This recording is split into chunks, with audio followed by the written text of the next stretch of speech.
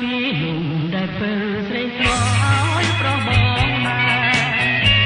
ពេញចិនទាំងអងអិនខ្វះទីស្នេហ៍លោកតែប្រក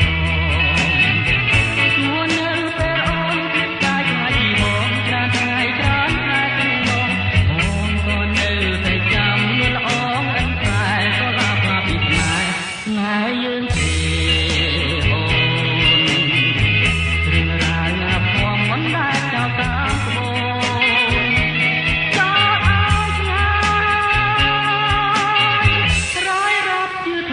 រឿងស្រីនឹង